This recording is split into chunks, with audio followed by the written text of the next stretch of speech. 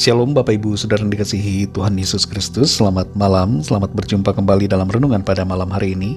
Saat ini kita bersyukur untuk penyertaan Tuhan, pimpinannya di sepanjang hari ini. Tuhan sudah menolong dan memampukan kita untuk mengerjakan semua tugas dan tanggung jawab kita. Mari sebelum kita mendengarkan renungan firman Tuhan, sama-sama kita berdoa. Bapa kami yang di sorga, Bapa dalam nama Tuhan Yesus Kristus, kami bersyukur untuk penyertaan Tuhan, pimpinanmu di sepanjang hari ini. Oleh karena pertolonganmu saja ya Tuhan, kami dapat melewati semuanya. Terima kasih untuk sukacita, damai sejahtera dan segala berkat kebaikanmu. Pada saat ini kami mau mendengarkan sabda firman-Mu. Urapi kami ya Tuhan agar kami mengerti akan kehendak-Mu dan taat melakukan firman-Mu. Dalam nama Tuhan Yesus kami berdoa. Haleluya, amin. Saudara dikasih Tuhan, pembacaan Alkitab kita pada saat ini terdapat dalam Kitab Mazmur pasal 97. Saudara dapat membacanya secara pribadi setelah mendengarkan renungan ini. Saya akan membaca Mazmur 97 ayat 10-12. Tertulis demikian. Hai orang-orang yang mengasihi Tuhan, bencilah kejahatan. Dia yang memelihara nyawa orang-orang yang dikasihinya akan melepaskan mereka dari tangan orang-orang fasik. Terang sudah terbit bagi orang benar, dan sukacita bagi orang-orang yang tulus hati. Bersukacitalah karena Tuhan, hai orang-orang benar, dan nyanyikanlah syukur bagi namanya yang kudus. Saudara dikasih Tuhan, ada sebuah korelasi antara mengasihi Tuhan dengan membenci kejahatan. Orang yang mengasihi Tuhan tidak akan mungkin mengasihi dosa, dan tidak mungkin kompromi dengan dosa, serta tidak akan mau melakukan dosa. Ini merupakan sebuah hubungan sebab dan akibat yang secara otomatis ada dalam diri dan kehidupan setiap orang percaya.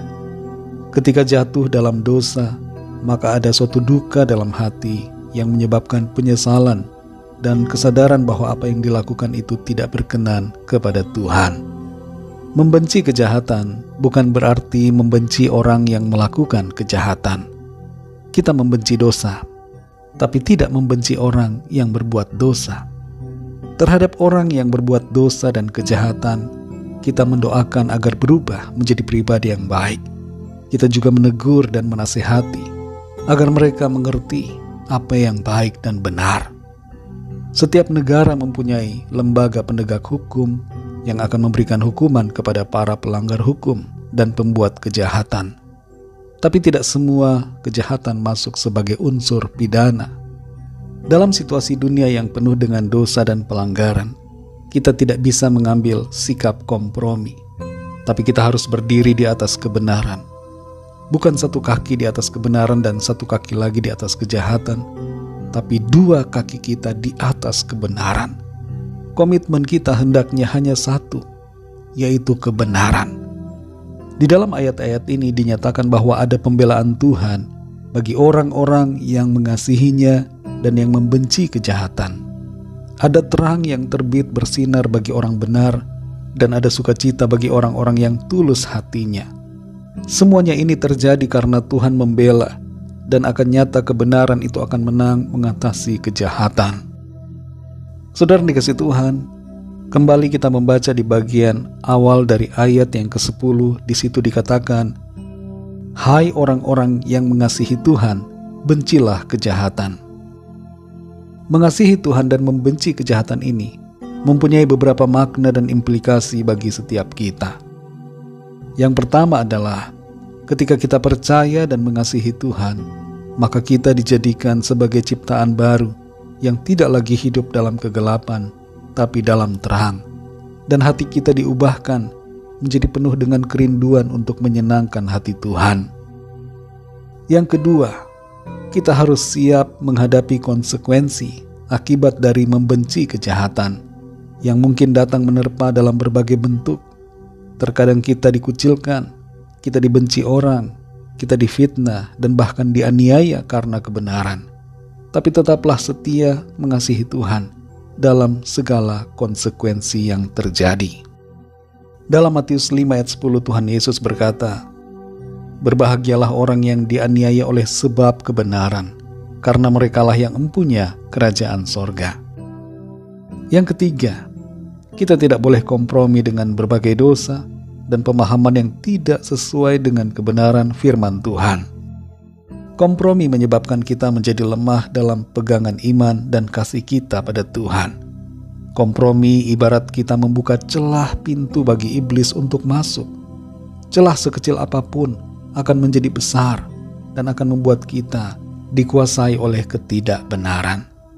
Kita perlu menutup rapat-rapat dan menolak segala bentuk dosa dan kejahatan. Mari saudara yang dikasihi Tuhan, teruslah belajar untuk menjadi pribadi yang sungguh-sungguh mengasihi Tuhan dan lebih lagi mengerti akan kehendak-Nya, sehingga kita tidak kompromi dengan dosa, tapi kita selalu hidup seturut dengan kebenaran-Nya. Kita tidak mencintai kejahatan, tapi kita mencintai firman Tuhan. Mari kita berdoa.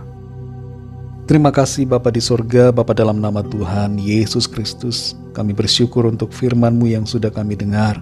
Kami diajar untuk mengerti bahwa mengasihi Tuhan berarti membenci kejahatan. Kalau kami masih kompromi dengan dosa, kami masih hidup dalam dosa, kami masih melakukan berbagai hal-hal yang jahat dan tidak berkenan kepada Tuhan, maka itu artinya kami tidak mengasihi Tuhan. Kami menyadari bahwa kekudusan-Mu, ya Tuhan, tidak dapat dicampur adukkan dengan dosa dan ketidakbenaran. Pimpin kami, Roh Kudus, supaya kehidupan kami selalu berkenan kepada-Mu, Tuhan. Kami tidak kompromi dan tidak melakukan apa yang Tuhan tidak kehendaki, tapi kami hidup seturut dengan kehendak-Mu. Terpujilah nama-Mu, ya Bapa. Berkati dan lindungilah kami, ya Tuhan, di sepanjang hari ini. Berikan kami tidur yang nyenyak dan bangunkan kembali besok pagi dengan kekuatan baru. Tubuh yang sehat diberkati Tuhan, untuk kami pakai memuliakan dan melayani Tuhan.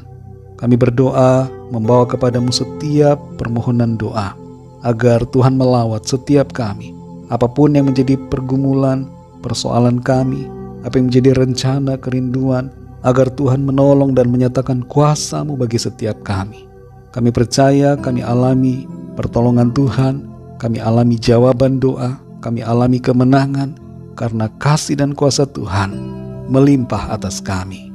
Ampuni kami, ya Tuhan, akan dosa kesalahan kami, seperti kami juga mengampuni orang yang bersalah kepada kami. Terpujilah nama-Mu, ya Tuhan.